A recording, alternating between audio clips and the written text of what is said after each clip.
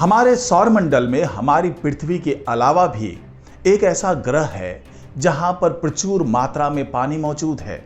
यानी कि वहां पर बड़े बड़े सागर हैं, महासागर हैं और पूरी तरीके से वहां पर पानी मौजूद है। तो आखिरकार इसकी पुष्टि कैसे हुई? क्योंकि वैज्ञानिकों ने बताया है कि उन्हें वो सैंपल मिल गया है जिसका विश्लेषण करने के बाद वो ये तय कर पाए हैं कि हमारे सौरमंडल में भी ऐसा एक ग्रह मौजूद है जहां पर बड़े बड़े महासागर हैं। तो किस तरीके से इस मामले की पुष्टि हो चुकी है और किस तरीके से उस सैंपल को एनालिसिस करने के बाद वैज्ञानिकों ने जो नतीजे दिए हैं वो क्या है, ये तमाम जानकारी आपको इस वीडियो में मिलने वाली है। तो इस वीडियो को आखिर तक जरूर देखिएगा। नमस्कार, मैं हूं डॉक्टर सुरजीत सिंह और आप देख रहे हैं महाना मिस्ट्री।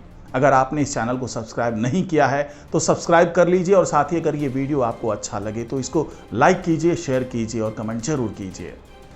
तो वैज्ञानिकों को जो ये सैंपल मिला है वो एक एस्टेरॉइड से मिला है, जिसके बारे में मैं पहले भी कई वीडियो में बता चुका हूं और इस एस्टेरॉइड का नाम है बेन्नू।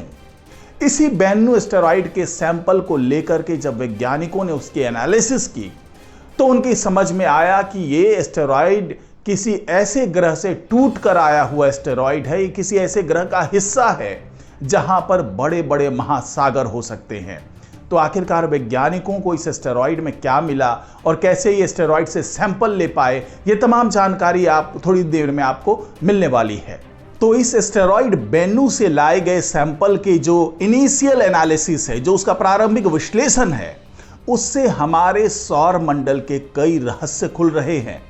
वैज्ञानिकों को पता चला है कि इस उल्का पिंड का अतीत अप्रत्याशित रूप से पानी से भरा था।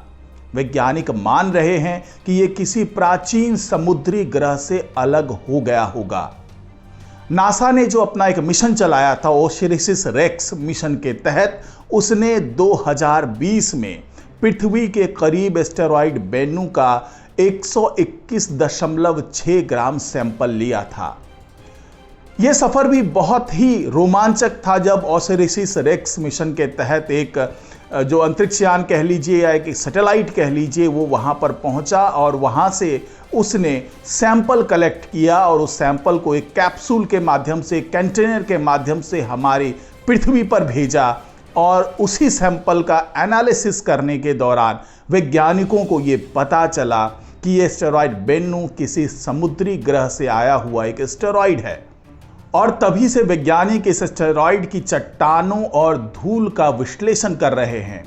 वो ये जानने में लगे हैं कि आखिरकार इसके अंदर कौन कौन से रहस्य छुपे हो सकते हैं और क्या इसमें जीवन के तत्व भी मौजूद हैं। एस्टेरॉइड हमेशा से ही वैज्ञानिकों को अपनी ओर आकर्षित करते रहे हैं। ऐसा इसलिए क्योंकि ये सौरमंडल के निर्माण से बचे हुए अवशेष हैं। अक्टूबर में साझा किए गए नमूनों की शुरुआती समीक्षा से पता चला कि इसमें बड़ी मात्रा में कार्बन था। नमूनों के विश्लेषण के दौरान टीम ने पाया कि बेन्नू की धूल कार्बन, नाइट्रोजन और कार्बनिक जो यौगिक हैं उससे समृद्ध था। ये वही तत्व हैं जिन्होंने सौरमंडल बनाने में मदद की। वैज्ञानिकों का मानना है कि ये सामग्रियां जीवन के लिए भी महत्वपूर्ण हैं। वैज्ञानिक सैंपल से ये जान सकते हैं कि आखिर पृथ्वी जैसे ग्रहों का निर्माण कैसे हुआ और वैज्ञानिकों को इस एनालिसिस के दौरान क्या क्या मिला, वो किस कंक्लूजन पर पहुंच पाए, इसके बारे में एक रिसर्च पेपर प्रकाशित हुआ जिसमें वैज्ञानिकों ने बताया कि ओसिरिस रेक्स प्रोजेक्ट ने हमें वही दिया जिसकी उम्मीद थी। वैज्ञानिकों के लिए बेन्नू के जो सैंपल्स हैं उसमें मैग्नीशियम, सोडियम और फॉस्फेट का पाया जाना सबसे आश्चर्यजनक चीज थी, जिसे रिमोट सेंसिंग ने शुरू में तब पता नहीं लगाया था जब ओसिरिस रेक्स बेन्नू की परिक्रमा कर रहा था। मैग्नीशियम, सोडियम, फॉस्फेट एक यौगिक है जो पानी में घुलनशील होता है, जीवन के लिए जैव रसायन के एक घटक के रूप में कार्य करता है।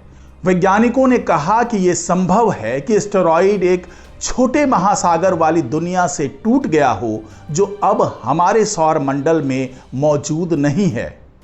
आप देख सकते हैं इस मिशन को, जो ओसिरिस रेक्स की बात मैं कर रहा हूं, उस मिशन को आप देख सकते हैं कि किस तरीके से इस बेन्नु एस्टेरॉइड पे ये मिशन पहुंचा और किस तरीके से वहां से सैंपल कलेक्ट करके वो पृथ्वी तक पहुंचा।